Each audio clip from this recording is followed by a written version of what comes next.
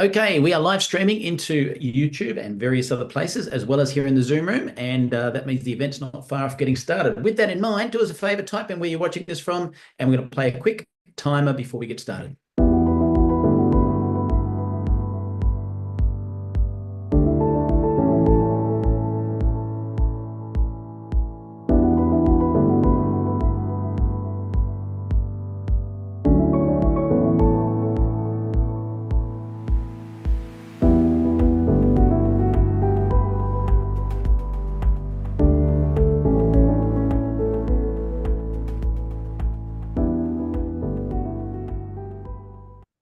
Alrighty, don't be shy, ladies and gentlemen. I'm actually coming to you from the Sunshine Coast. You're going to be hearing from our founder, Steve Scott, based in Utah. We'd love to see in the chat where you're logging in from. Don't be shy, type it in. And while you do that, some people may or may not speak fluent English, so have a quick listen to this. Por favor, vaya a la parte inferior de la pantalla en Zoom o YouTube y haga clic en subtítulos para leer en español. Kérlek menj a képernyő aljára, a Zoomon vagy a YouTube-on, a Closed Caption részre, és ott el tudod olvasni magyarul a feliratot. Silakan klik di layar bawah pada Zoom atau YouTube dan klik caption untuk membaca dalam bahasa Indonesia. Pour les sous-titres en français, veuillez cliquer au bas de votre écran Zoom ou YouTube sur CC ou Closed Captions. Zoom または YouTube の画面の下部に移動し、字幕をクリックして日本語で読んでください。請到屏幕底部點閱隱藏字幕以閱讀中文. Παρακαλώ πηγαίνετε στο κάτω μέρος της οθόνης, στο Zoom ή στο YouTube και κάντε κλικ στους υπόλοιπους για να τα διαβάσετε στα ελληνικά. 請到屏幕底部點擊隱藏字幕以閱讀中文. אנא עברו לתחתית המסך בזום וביוטיוב ולחצו על תרגום לכתוביות בעברית. Proszę zejść na dół ekranu na Zoomie lub YouTubie i kliknąć napisy, żeby przeczytać po polsku.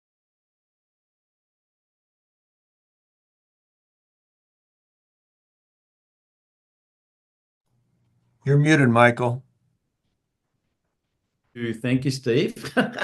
Welcome online, ladies and gentlemen. You don't have to be smart to host an event, as I've just proven. But guess what? We have people logged in from all around the world. Las Vegas, Canada, New Zealand. We have Florida in the USA. People from everywhere. So if you log in, do us a favor. Don't be shy. Type in where you're from, whether you're on social media, YouTube, whatever. We'd love to see where you're coming in from. Today, you're really blessed because my beautiful friend, Steve Scott, who's actually the founder of Neumi. I've known Steve now for about 17 years. He'll be sharing some insights to some of the success principles in his many, many, many books that have been published right around the world in many languages. So with that, I'm going to hand the call to Steve Scott. Thanks, Michael. And this is our new beginning of our new calling. We actually started last week, but this is a whole new thought where I'm calling it my connection call. So it's our founder's connection call. And each week that I'm in town, when I'm out of town, I can't guarantee anything. But each week that I'm in town, we'll be having this call Thursday night and Friday morning in the Southern Hemisphere, Thursday evening in the Northern Hemisphere. And the purpose is connection. Now, we'll do different things. Sometimes I'll give a science talk, and sometimes I'll be giving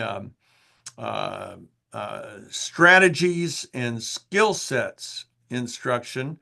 We think in terms of principles, but a principle without a strategy and a strategy without a skill set is worthless. You may know what money looks like, but until it's in your account and you can write a check on it, or cash a check, or draw on it with a card, it's worthless. It only counts when you can spend it on something. So, or when you can save it for spending later or using it later. Same thing in life. There are principles, yes, but nobody attains those principles without using a successful strategy. A strategy is how you approach things. Let's see, am I looking at everything right? Here we go. How you approach things. My son, and I'll show you, let's see, here we go. I'll show you this. This is very interesting. So you see that poster there?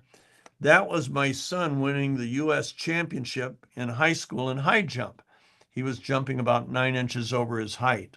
And then the sign was his high school saying congratulations, and there he is with all the winners. There's the jump, and I wish I could zoom in on it. You could see how strained he is going over that bar that was so far over his head. That particular bar was 6'7". Later that year, he jumped 6'10". Um, and but it was a big day in the Scott household when he won the national championship. Well, he didn't win it just by showing up. He had been training for this event for a year, 3 days a week. He would go down to a city about 45 minutes from where we lived to train with his instructor, who was an Olympic, had been in 3 Olympics in her lifetime. She would give him everything. She would give the vision of what they needed to accomplish each week, how much weight, how much endurance, his approach. They would work on his approach. An approach is how you move toward the bar. It's only about 6 seconds, okay? It's a short time, but it's 6 seconds, and you run up to here. I'll do it this way.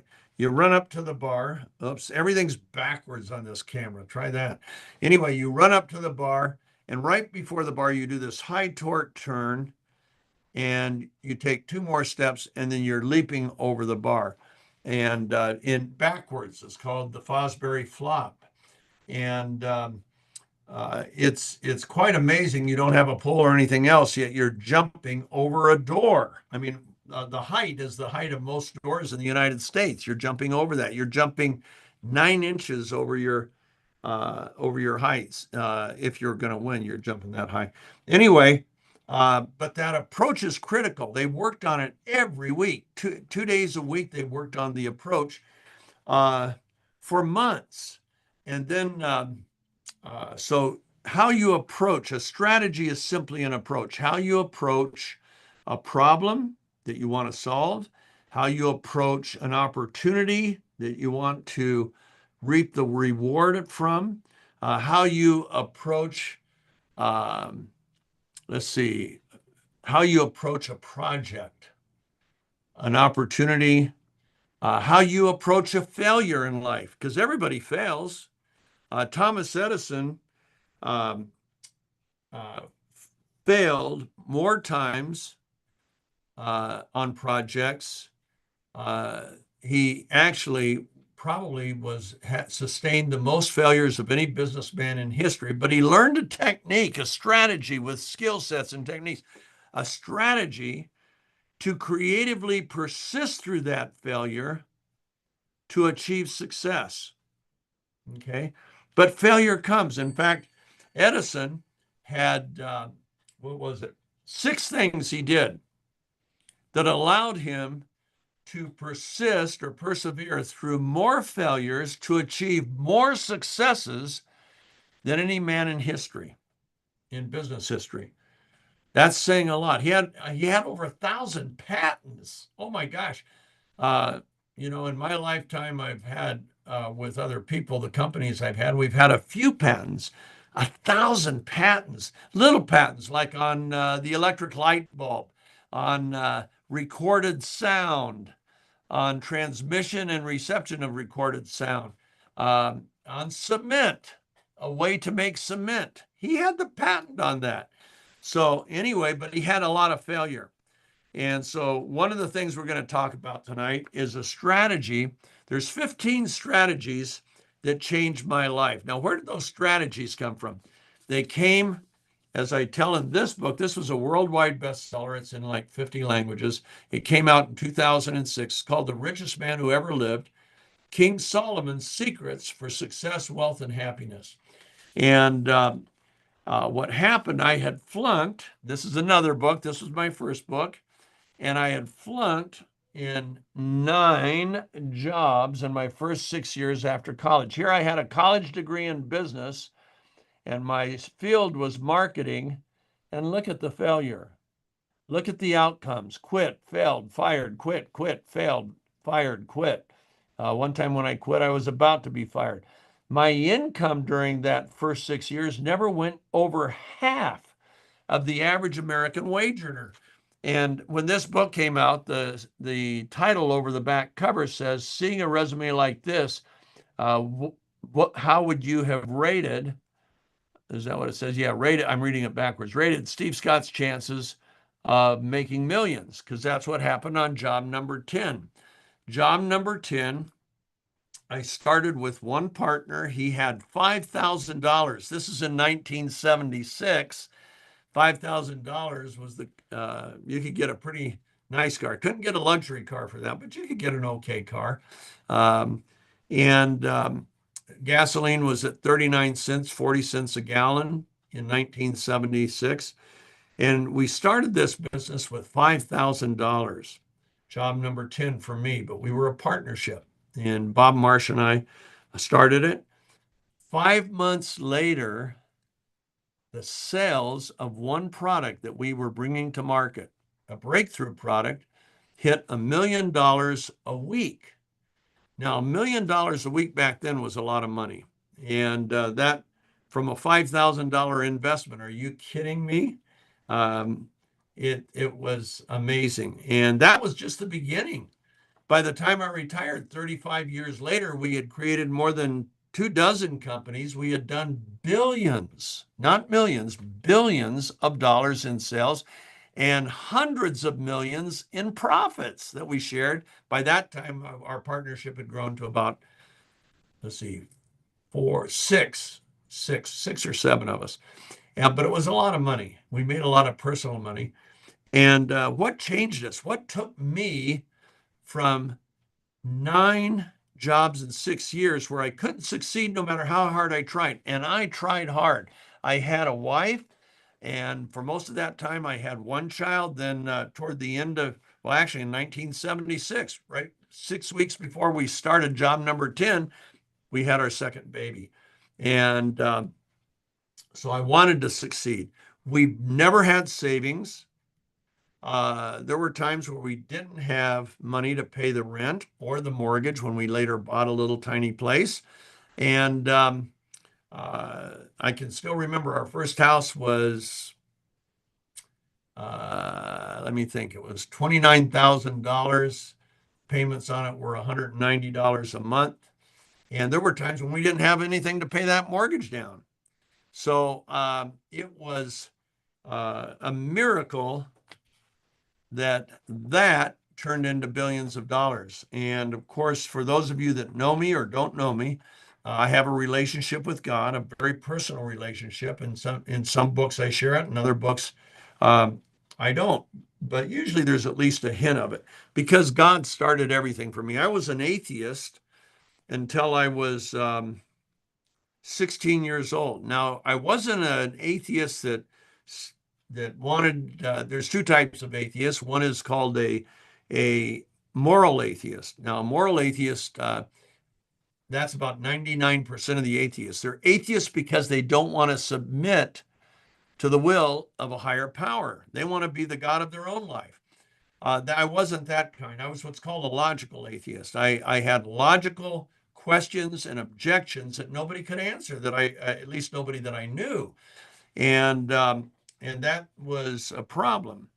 Well, in 1964, that's 61 years ago, somebody gave me a book by a former atheist named C.S. Lewis. The book was called Mere Christianity. He had also written Chronicles of Narnia and Screwtape Letters, and he was the chair of the Department of Medieval Literature at Cambridge. And guess who his tenured professor that became his best friend, that worked for him, was in his department? A guy named J.R.R. Tolkien, who wrote Lord of the Rings and The Hobbit. Anyway, he, halfway through his life, literally halfway through his life, he became a believer in God, and he wrote the book Mere Christianity a little bit later. And so a chemist, a guy who was head chemical engineer of the third largest aerospace company in the United States, he had likewise become a believer in God. And he was speaking at a meeting I was at, and he gave me that book, Mere Christianity. And I read it on Monday, Tuesday, Wednesday, Sunday, Monday, Tuesday, Wednesday. And on Wednesday, Lewis presented a logical argument that answered all of my logical questions and everything. And that's how I became a believer in God. And God has been my co-pilot through my life ever since. He's been my co-pilot in everything I do. In fact, I'll give you an example. The Air Force was kind enough. I had won a program, and they were giving me at the age of 17 with a group of 7 other people. We went to an encampment where in 2 weeks of intensive training, we would get all of the training and get our private pilot's license for gliders. And I was the first in the group to solo. And that day there were 4 of us that soloed. So at the end of the day, there was time for one more person. And the instructor said, okay, who should we give one more? Because we had all had one solo flight. And my instructor said, well, Steve was the first to solo. He gets the next flight. I go, yeah, because I loved it. So we go up, and with a glider, of course, you don't have an engine. You're being towed up by another plane, and they're towing you around, and you get up to 3,000 feet. And at 3,000 feet, you pull a little knob, the rope releases, the tow plane goes one way, you go the other way, and you're flying around, and you're flying around. You're looking, now this is in summertime, in Oklahoma, and you're looking for rising columns of air called thermals, T-H-E-R-M-A-L-S. I know my accent's a little goofy. And you find one of those thermals, the way you find it, you're flying straight and level, and all of a sudden you get a big bump. Well, right away you bank right real hard, and you begin to ride that thermal upwards. And you gain as much altitude as you can until there's no more lift, and then you go and fly around and look for another one, and you round and round and go look for another one. And I did that. And for those of you that don't know me, because this in connection time, we're going to get to know each other. I'm the highest attention deficit disorder ever measured by the University of Utah. In fact, the one brainwave that really is the indicator didn't even show up. My brain was beneath the tolerance of the machine, and the man that was mapping my brain had never seen that. And he had done thousands of brain maps. And he looks at my wife, and he looks at her. I'm on the other side, and he goes, I am so sorry. And I said, hey, I'm right here. And he goes, I'm not sorry for you. She has to live with you. How do you do it? I can't even imagine what you go through. And my wife's going, see? And so anyway, I'm the highest ADD ever measured. I'm flying around, enjoying all these circles, all these thermals for 45 minutes. I climbed from 3,000 feet to 7,200 feet, back down again to 7,000, again and again and again. And finally, the sun starts to go down. And when the sun goes down, the air cools. And when the air cools, you lose all your thermals. So now, like it or not, you're going to be on the ground in about, well, at my altitude, I was at 7,200. So that gives me 30 minutes. And like it or not, wherever I am 30 minutes from now, I'm going to be on the ground. No engine, no radio. We didn't have a radio to communicate with base. But I realized, okay, sun's going down now. Let's see, where's the field? I had no idea what direction the airfield was in. There was no beacon, no idea, zero. I did one 360. I went around in a circle looking to see if I see anything I recognize that might be near this field. At the time I lived in Arizona, and I'm doing this in Oklahoma, which I had never been to before. So I don't know anything, but it's out in the country. It's hills, rolling hills, and a farm here, and this and that, and few oil wells. And I have no idea. I have no bearing. I don't know which way to point the nose of the plane after I've done one circle, a 360. Well, guess what I did? I talked to my co-pilot. I said, Lord, I don't even know which way to point the plane. This is terrible. I'm going to do one more 360, Lord, And can you just give me a nudge or something when you want me to? When you're doing a turn, you're banking. So you're at this angle pretty high. You're about like, let's see if I can do it backwards. Yeah, you're about that angle because you're doing pretty hard bank. And I do one rotation. And right before, maybe a 3/4 of the way through it, I had said, Lord, can you just give me a nudge or something? A whisper, a nudge. And I just felt this nudge and a whisper. Okay. So I straightened out and pointed in that direction, had no idea if I was in the right direction. I flew for about 20 minutes, no field. And finally, about 17 or 18 minutes before I'm on the ground, I see the field way off. Now, you're supposed to hit what they call an IP or an initial point. You're supposed to be 1,000 feet. Well, I know where that initial point's going to be. And guess what? I'm going lower and lower, and I hit that initial point at 750 feet. I'm coming in low and slow. What's going to happen? And I turn. You're basically, this is your downwind approach. You're flying into the wind. Then you turn, this is your base, and then you turn this on your final approach to land.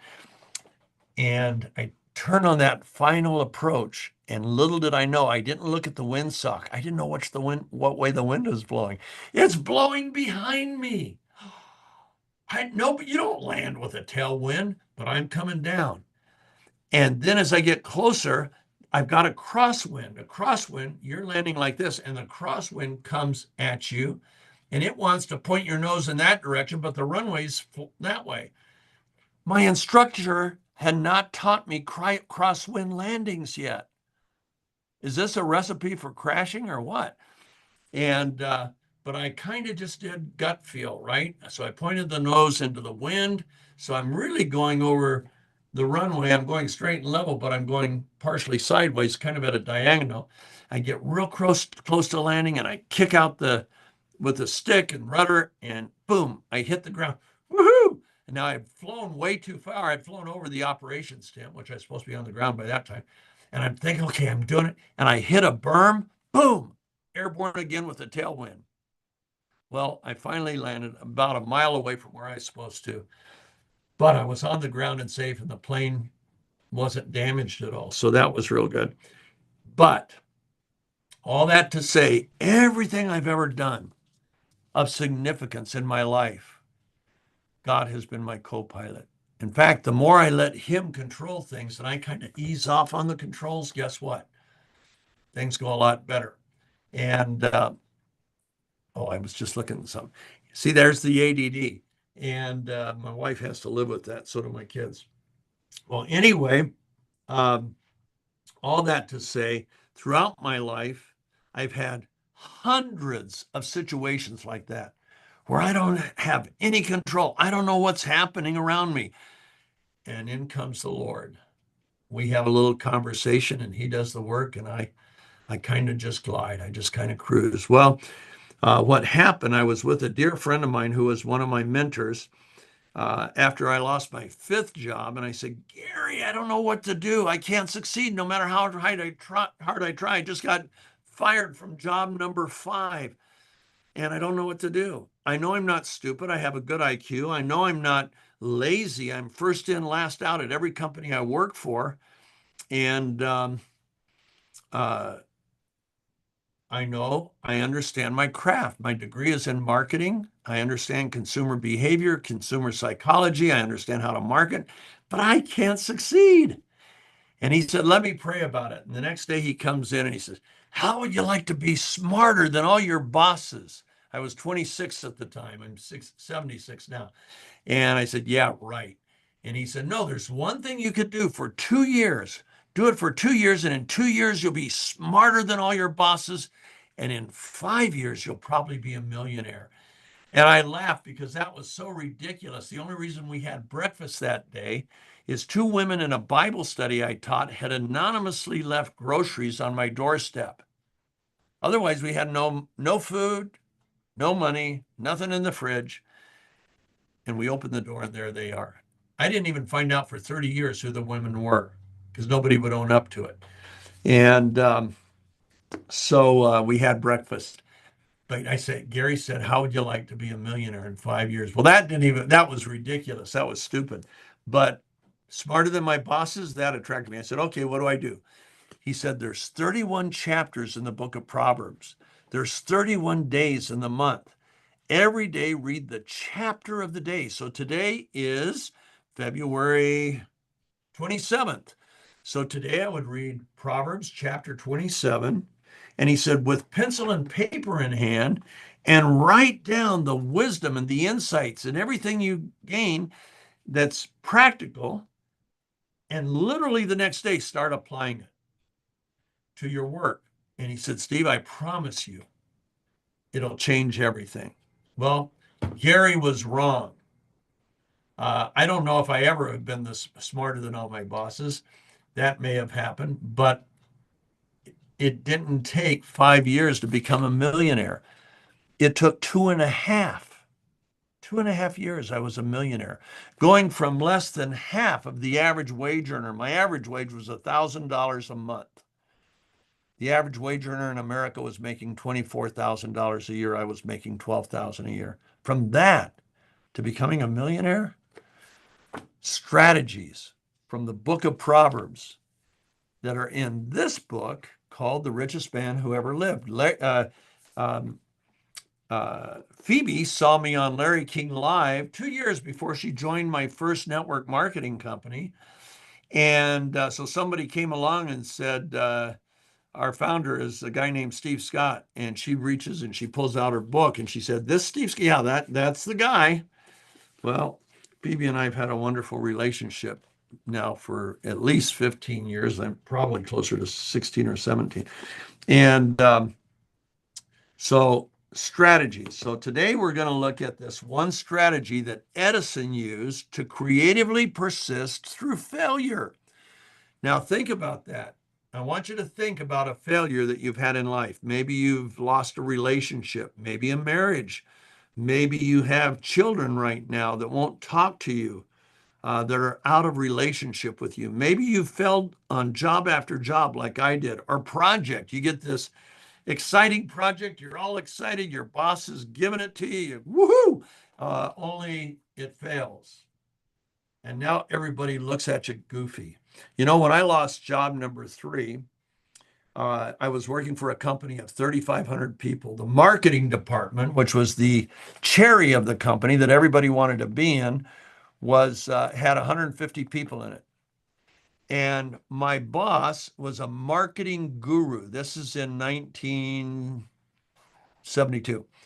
And I'd been working on that job for 9 months.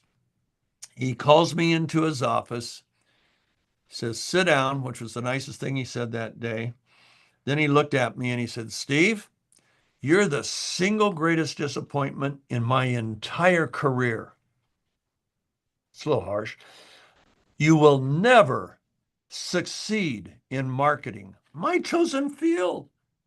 My degree is in marketing from the business school at Arizona State University. And now this marketing guru, who used to be marketing head of like Scott Paper, the big paper company.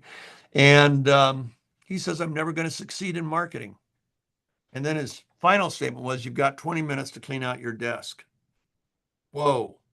I'd just been fired from job number 3. I didn't know I had 6 more to lose in the next 4 years, but pretty discouraging. Well, Gary was right. The strategies I learned in the book of Proverbs, I learned about 16 strategies. And then I had 2 mentors, Gary Smalley and Bob Marsh, that taught me the skill sets to apply those strategies. You see, the strategy for Ryan was make that approach picture perfect and make the turn just at the right time when you've got all this speed and you've got all this power, kind of latent power, and you put your knee through a pretty high torque, and then you pop right at the last minute and you fly over the bar. In fact, his nickname in high school was the Fly. That was a strategy. But if his coach hadn't taught him the skill sets She went from being a coach to a mentor, and she taught him the skill sets for each part of that to execute that perfect approach and that perfect leap and that perfect get your body. You know, so many times on your way down, you clear the bar, but your heels hit the bar and you miss. So you have to work all the way through that, even though it all happens in 6.5 seconds. Hours and hours and hours of training and practice for 6.5 seconds of execution. Strategies, skill sets, implementation. Okay, so I learned 16 strategies that changed everything. Everything. Gary was right. Success beyond anything. I did become a millionaire. My companies did billions of dollars in business and hundreds of millions of dollars in profits to be distributed to the 6 partners and that we ultimately had. Now, today we're going to talk about creative persistence. This is critical for when you fail. We all fail in relationships. Shannon and I have failed in that relationship so many times. I don't communicate right. I forget this. I don't pick up this. I forget this. I mean, failure, failure, failure. She'll say, look, can you just do one thing tonight? Oh, I won't forget this. One thing. Can you write it down? No, I'm driving. Will you not forget? Honey, I won't forget. Okay, it's really important to me. Okay, I know it's important. I'm going to do it. I get home. Were you able to do that? No. That's a failure. Okay. We all have failures. We all have strikeouts. I remember I played Little League Baseball. It was the most exciting thing I was doing in my life when I was 8, 9, 10, and 11. And I remember my first year, the coach used to say, Scott, when I'd come up to bat, I would usually bat second to last or last. Remember, a walk is as good as a hit. Just get on base. Well, walk isn't as good on. There's no fulfillment in walking to the base. Man, when my bat would hit that ball and it would go out past the infield into the outfield, that felt great. And I would hit first base, and then I would steal second base, run as fast as I can, slide into second base, succeed, success. Woo! 1,000 times better than just a walk. But my coach wanted to win the game.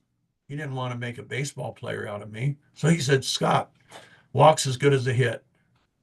Lie, lie, lie. It's not. So we have strikeouts. Think about a strikeout right now that you've had in your life.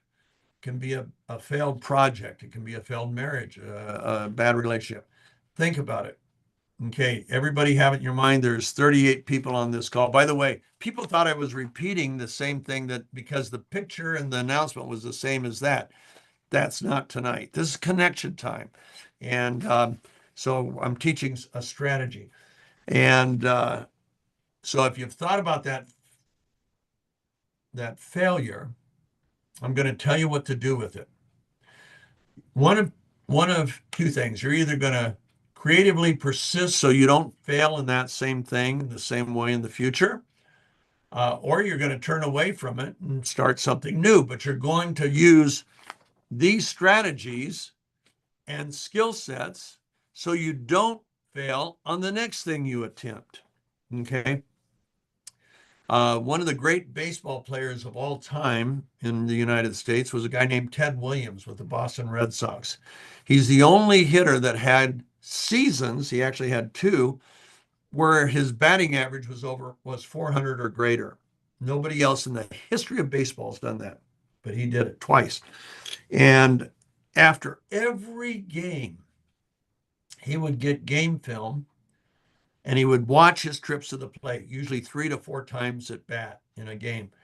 He would not watch his hits. Why? That was success.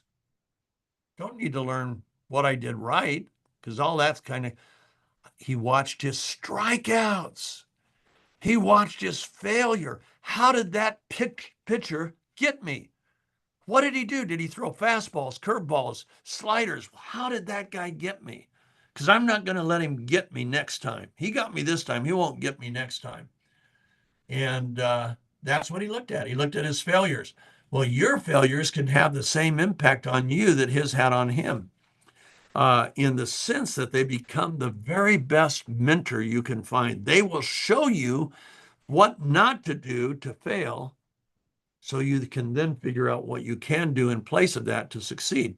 Okay, Edison had a strategy for achieving success in the way he creatively persisted. Persistence isn't hitting the wall, falling down, getting up, hitting it again, falling. Man, I know I'm going to get, that sooner or later that wall is going to fall. No, it's a brick wall. It's not going to fall, no matter how many times you hit it. Creative persistence is figuring out, okay, I hit the wall. Now I'm going to find a way under it, over it, around it, or I'm going to blow the thing up before I try again. That's creative persistence. That's what true creative persistence is. Okay. So how did Edison creatively persist through more failures to achieve more successes than any businessman in history? We look at Elon Musk, the richest man in the world. He's had some great successes: PayPal, Tesla, SpaceX, to name a few. Edison makes him look like an amateur, if counting the number of successes, grand slam home runs. I mean, coming up with the electric power. Of course, he had Tesla to thank for that, for the transmission that he used. Electric power, the electric light bulb, recorded sound, and on. Cement. I mean, so many diverse things that he patented. Okay, here's what he would do. Number one, you're going to need a journal. It can be a spiral notebook. It doesn't matter. It doesn't have to be fancy. It wasn't fancy for Edison. It was a book with blank pages that was about this wide and about that high. So probably maybe 6 or 7 inches wide by 9 inches high. That was his journal. And what he would do each time he had an idea that he really wanted to follow through, he would, number one, he would define his vision. He would define it in writing, and he would define it with a picture. So take the electric light bulb. So here's what he said. It was only one page on the definition page. He said an incandescent light bulb that's economical, that will give light for a long period of time, a sustained period of time, but will be affordable to everyone. And with that, he would ultimately replace kerosene lamps, which houses were burning down. You get the fumes from the kerosene. It wasn't necessarily the cleanest burning, but it was making Rockefeller, by the way, one of the richest men in the world. It was on its way to doing that long before the automobile, just kerosene light. So he defined it, and you just heard the definition. It was that short: an incandescent light bulb that would be sustainable and affordable and economical in relation to filling a lamp full of kerosene, so that the average person, household in America, could afford it. That was page one. Now he had a technique, and this is life-changing, this one. This one will allow you more success probably than any other skill set for creative persistence. It's called broad ramifications. So a light bulb is that narrow. Let's say, like I say, everything's backwards. It's that narrow. What are the broad ramifications if I succeed with a light bulb? Well, they go like that. Okay, they become the reason for persisting through failure. Strikeouts never felt good at me. They didn't feel good in business, and they certainly didn't feel good in baseball. And had I struck out when I was learning how to fly and getting my pilot's license, they could have cost me my life. Strikeouts aren't enjoyable, but they're part of life, so you're going to have them. Okay, so number one, you're defining your vision, what you want to achieve. What do you really want? Number two, broad ramifications. Okay, here's his reasoning. This took up the next 9 pages of his journal, and I'm just going to condense it for you, but it was the biggest part of his journal on the light bulb project. Okay, broad ramifications. If I create an electric light bulb, every house, office, factory, and farm in America is going to want that light bulb. It's going to give you better light, brighter light, longer lasting light, more economical light than kerosene. So I'm going to sell light bulbs to everybody, factories, farms, houses, offices. Okay.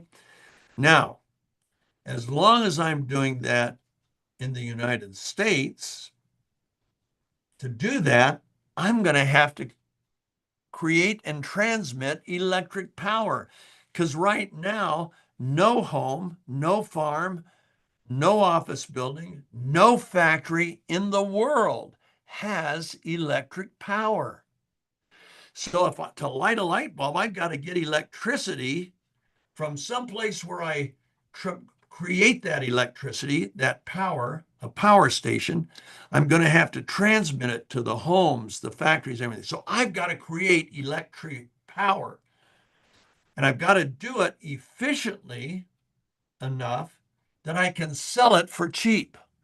Nobody's going to pay a fortune for power. They'll just go back to kerosene. So I've got to deliver affordable electric power. But guess what? I'll make a few pennies every time it goes into a person's home. Maybe I'll make 1 penny every time they turn on a light. And so now the light bulb is not only putting light bulbs in every factory, farm, home, and office in America, I'm now transmitting electricity. I am actually selling electricity to every factory, farm, office building, and home in America. Well, as long as I'm got electricity there, these people are going to want more than electric light bulbs. They're going to want machines that run on that electricity and appliances and devices. So I will invent devices like a record player, as it turns out, recorded sound. I will invent machines that can run on electricity. You know what the first factory in the United States to have electricity throughout, 100% electric power, believe it or not, it was Heinz Foods. Everybody thought they were crazy. They thought you're going to burn the building down, and because electricity was a little bit of questionable. Well, H.J. Heinz went ahead and wired his factory with electricity. First factory in the world to have electricity. And it made everything better, everything. Okay, so the light bulb in every home, now electric power in every home. Now I'm going to invent appliances, devices, machines that run on electricity, okay? And now I'm going to do it not just in the United States, I'm going to do it in Canada and Mexico. And then I'm going to do it in all of Latin America and Europe. And of course, then we'll have Africa and we'll have Australia. So now he's supplying electric power to the entire world, continent by continent, city by city, town by town. And now I'm creating light bulbs for all of those people. And now I'm creating appliances and machines for all of those people worldwide. Oops. But what do I have to do first? I have to make a workable light bulb. Wow. Do you see broad ramifications? If you're in a relationship right now that you value, and you're going through hard times and you're thinking about calling it quits, you need to write out all the broad ramifications of turning that failure into success, all the bad broad ramifications of failing and walking away from it. And when you see all those broad ramifications, and you and the person that you want to have that relationships with, you can share it with them. Here's what happens if we throw in the towel. Here are the potentials of what happens if we don't throw in the towel. Whoa. Now you've got motivation. You've got motivation. You've got direction. You've got a reason for succeeding. Well, I knew the broad ramifications of every project. I did hundreds of projects with American Telecast. We had cosmetic companies, 5 different cosmetic companies. We had educational company. We had insurance companies. We had, what else did we have? Fitness companies, weight loss companies. I mean, it was amazing what we did. Different fields, different products and all. But guess what? The same strategies that worked for weight loss worked for education, worked for getting better grades, worked for getting fit. Same basic strategies. And so creative persistence. Okay, so broad ramifications is the second thing. Third thing is he would infuse into the hearts and minds of at least 3 other people, preferably 5, but at least 3 other people, his vision. So he would go to a banker and he'd say, man, here's what I want to do. I'm going to create an electric light bulb, blah, blah, and he would tell all the broad ramifications of succeed. And his banker would go, whoa, you need money? Man, count on me. I'll start writing checks tomorrow. Okay. And then he would, of course, tell his wife. His wife was a great motivator of Edison. And then he would tell a couple other friends, and then he'd tell 1 or 2 people in his lab, and or the whole lab team, because he knew if he was going to fail, the first thing that would happen, they'd start quoting broad ramifications. Tom, you can't quit on the light bulb. It's our only hope to own electric power. You can't, plus all the other things we're going to create. And you can't do that. You can't give up on that light bulb, because he had infused the vision into the hearts and minds of others. You do the same thing. You take 2 or 3 personal friends. You say where you're at, what you want to accomplish. Here's the broad ramifications if you're successful. And I need somebody to keep encouraging me when I get discouraged. Help me to keep from giving. Come up with creative alternatives to overcome the problems. Okay, so infusing it in mind. Number 4, there's only 2 more after this.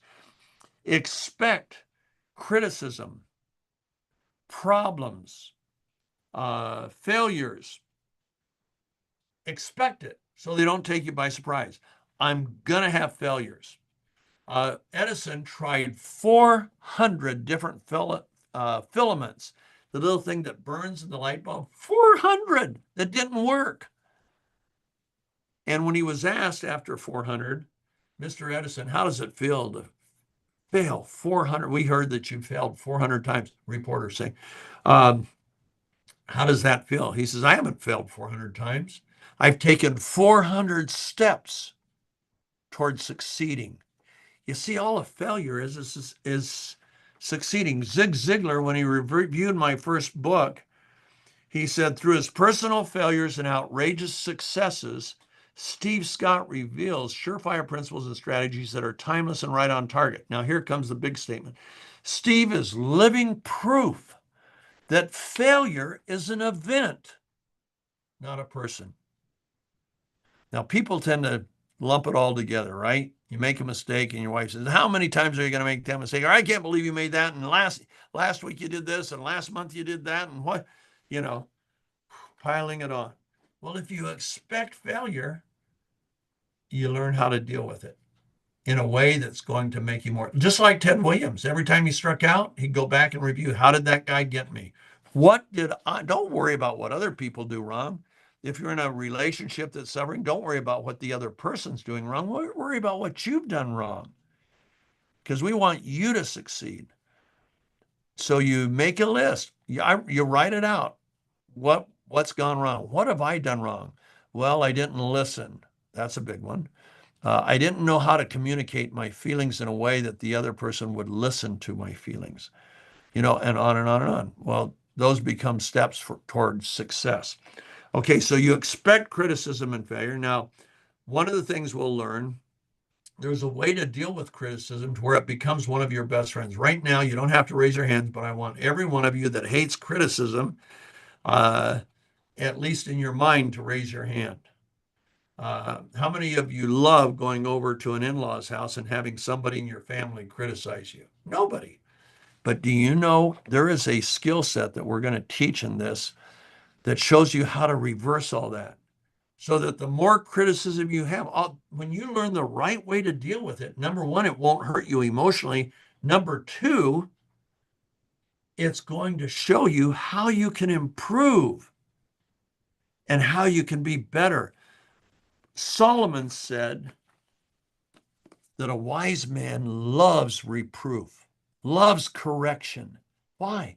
Because good correction makes us wiser.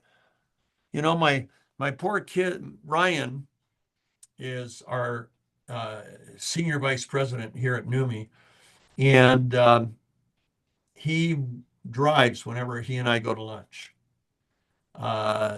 He doesn't like my driving. Of course, neither does my wife, neither do my daughters, neither do my other sons. In fact, one son early on, my oldest son, years ago said, "Dad, I love you, but you can't drive my kids. Is that okay?